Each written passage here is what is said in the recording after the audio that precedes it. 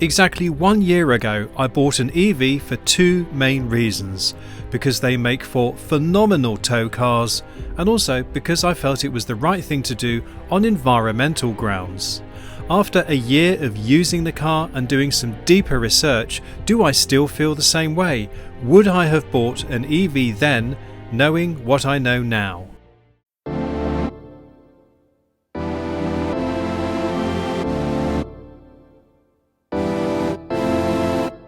Let's kick off with the two things that I wish I'd known before I bought my EV, but the slick marketing doesn't tell you, and that is the provenance of the batteries and the charging speeds in the winter. Let's kick off with battery provenance. The majority of EVs use lithium-ion batteries, most of which rely on cobalt. Cobalt mining is mostly centred on the Democratic Republic of Congo, with the majority of mines owned and controlled by large organisations from China. Despite assurances from the EV manufacturers to the contrary, human rights, welfare, child labour and pollution are issues of major concern.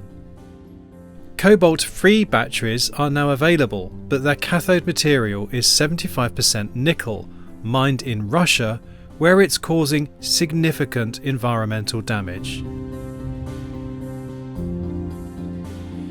Now, people are correctly concerned about the provenance of cobalt, and EVs are the biggest consumer of cobalt at 34%, but coming in very closely at 31% as the second biggest consumer of cobalt is lithium-ion batteries for everyday appliances like phones, tablets and computers. So serial EV bashers would do well to maybe realise the irony of bashing people with EVs using a phone or a tablet that's using cobalt from cobalt mines.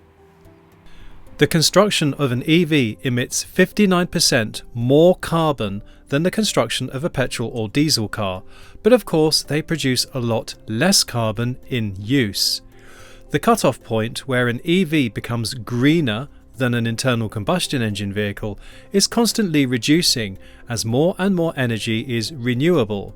And Reuters now reports that an average EV becomes greener than an internal combustion engine car after about 13,500 miles, or as low as 8,000 miles in Norway. In a nutshell, EVs are not perfect, but they are helping massively with the far greater and more urgent problem, and that is air pollution.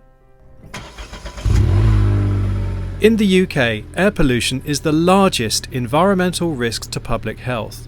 The annual mortality of human-made air pollution in the UK is roughly equivalent to between 28,000 and 36,000 deaths every year. It is estimated that between 2017 and 2025, the total cost to the NHS and social care system of air pollutants will be £1.6 billion. Now, the source of this report is not Facebook or Twitter or some report that's been commissioned by the rich and powerful fossil fuel industry. It is actually wording from a UK government document that I will leave a link to in the description below this video. Road transport is the largest contributor of deadly nitrogen oxides at 33.6%. Tragic cases such as 9-year-old Ella Kissy Deborah of Lewisham, who died of air pollution in 2013, highlight the seriousness of the problem. EVs have zero tailpipe emissions, contributing to cleaner air in our cities and along our main roads. But what about powering those EVs? About 36 to 40% of the electricity generated in the UK in 2022 was from renewable sources, and that is set to increase year on year. 10 years ago, in 2012, that figure was just 11%. Compare those figures for coal-fired power generation, 1.5% in 2022 and 43% in 2012. Other than the battery provenance, the other thing I wish I'd known before I bought my EV was how grim it can be to charge the thing at a public charger in the winter. I was prepared to see a drop in range when the temperature dropped, but what I was not prepared for was how the charging process slows down as well. Ultra rapid and rapid chargers are restricted by the car's battery management system to protect the battery even with battery preconditioning. During an icy snap just before Christmas, I drove without my caravan from my home in Scotland to my family in Dover, and the journey was grim thanks to slower charging speeds from rapid and ultra rapid chargers. The queues at chargers were long and stressful. When you are queuing, you have no option but to leave your car, whatever the weather, and chat to the other drivers to ascertain the queuing order. Once that's done, you just have to sit in your car and stare at the other cars charging.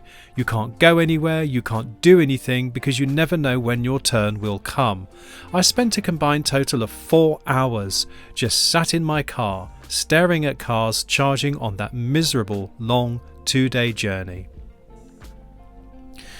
To add insult to injury, the cost of electricity is increasing as the cost of fossil fuels at the pump is falling, removing the incentive to go electric.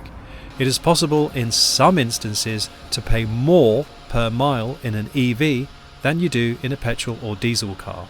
To be honest, when I got home to Scotland at Hogmanay, I actually even considered selling my EV and going back to a petrol car. However, since hooking up the caravan last week in March and making the journey south from Scotland, I have totally and utterly fallen back in love with the car. Yes, public charging is a pain and queuing is stressful, but despite the rise in the price of electricity and despite the odd occasion where you might be spending the same or even more on your electricity than you would for fuel for a petrol or diesel car, the running costs are still considerably lower with an EV, not to mention stronger residuals. I estimate to have spent a quarter on fuel over the past year with my EV than I did the year before with my diesel truck, but that will of course increase this year, but it might still work out to only be half. My car's V2L means that I can power the mains in the caravan from the car. On this coming trip, I'll be using a mains-free CS for £12 per night instead of for the £25 to £35 per night for commercial campsites in the same town. I love the freedom that this gives me, but most of all, I love the quiet, smooth, serene driving experience, especially at lower speeds.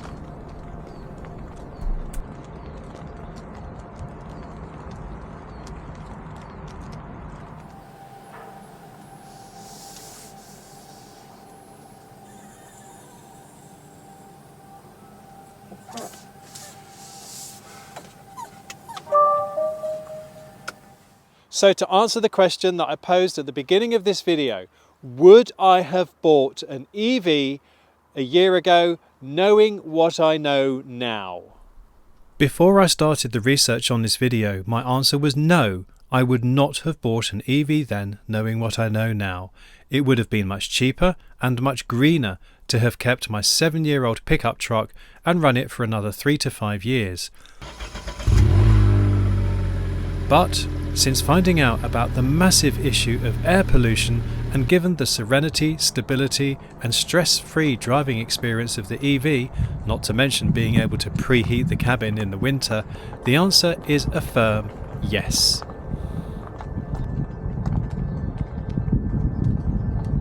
Despite all the drawbacks, yes, I would have still bought an EV knowing what I know now.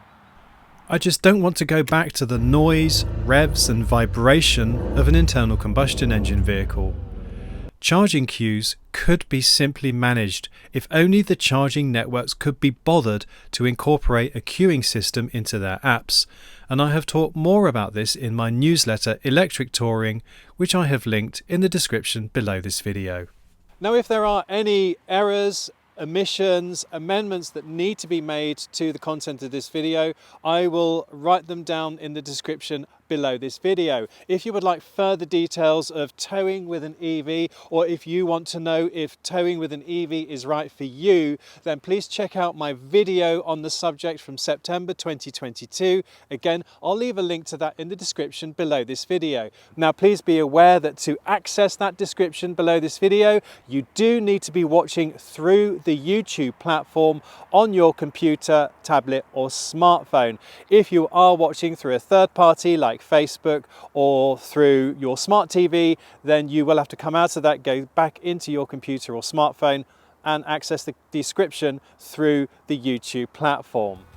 So I hope you enjoyed this video, folks. If you did, I would be massively grateful if you would share it with your friends online through social media or through your favorite forum. Before I sign off, of course, I do need to go and get the 2 stars of the show. Hello. Now, sit. Dougal, sit. Sit. Ted, Dougal, sit. Sit. Dougal, park your bottom. Thank you. All right, Ted, you can come in. Oh, Ted, stop wriggling. No, Ted, all right, you go down. Oh, Ted, you're caught in the microphone wire. Oh, dear. It's all gone wrong.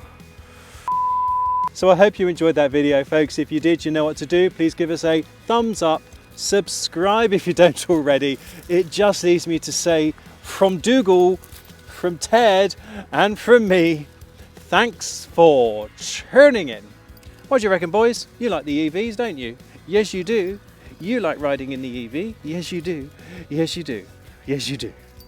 Although, no, Ted, no, Dougal, Ted, leave him. Although they never smile. Well, you do, really. Yes, you do. Yes, you do. Good boys. Right, let's go for a little walk. Let's go.